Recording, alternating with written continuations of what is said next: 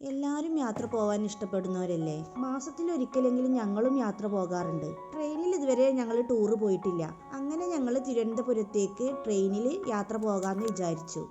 നിലമ്പൂരിൽ നിന്നും പുറപ്പെടുന്ന രാജറാണി എക്സ്പ്രസ്സിൽ അങ്ങാടിപ്പുറത്തുനിന്നാണ് ഞങ്ങൾ യാത്ര തുടങ്ങുന്നത്. ട്രെയിനിൽ ആദ്യമായിട്ടുള്ള ടൂറായതുകൊണ്ട് തന്നെ മക്കൾക്ക് 2 പേർക്കും നല്ല സന്തോഷമായിരുന്നു, കൂടെ ഞങ്ങൾക്കും. ഈ യാത്രയിൽ വലിയ മക്കളൊന്നും ഞങ്ങളുടെ കൂടെ ഇല്ല.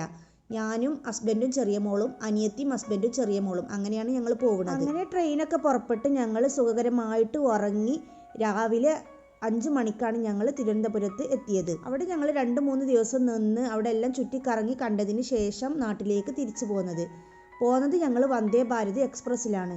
ആ ട്രെയിനിനകത്ത് കയറിയപ്പോൾ ഒരു ഫ്ലൈറ്റിൽ കയറിയ പോലെയാണ് തോന്നിയത്.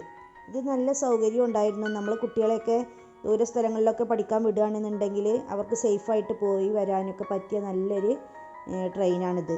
ഞങ്ങൾക്ക് യാത്ര ഒന്നും കൂടി രസമായി തോന്നിയത് രാജറാണി എക്സ്പ്രസ്സിലാണ്. 2 ഭാഗത്തും ഇങ്ങനെ ആളുകൾ ഇരിക്കണം, അതുകൊണ്ട് തന്നെ നമുക്ക് അത്ര ഒരു പ്രൈവസി കിട്ടിയിട്ടില്ലായിരുന്നു. ട്രെയിനിൽ കയറിയ ഉടനെ തന്നെ അവർ ആദ്യം ഒരു ഇംഗ്ലീഷ് പത്രം കൊണ്ടുവന്ന് തന്നു, പിന്നെ മിനറൽ വാട്ടറും, പിന്നെ സ്നാക്സ്.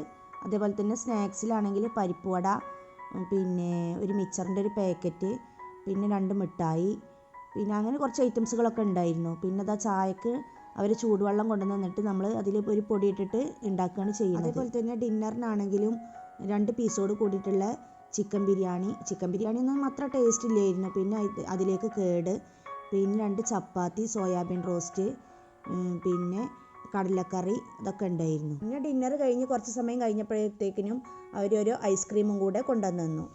മൊത്തത്തിൽ നല്ല രസമുണ്ടായിരുന്നു. പുറത്തത്തെ കാഴ്ചകളൊക്കെ കണ്ട് ട്രെയിനിൽ നിന്ന് ഫുഡൊക്കെ കഴിച്ചപ്പോൾ നല്ല രസമുണ്ടായിരുന്നു.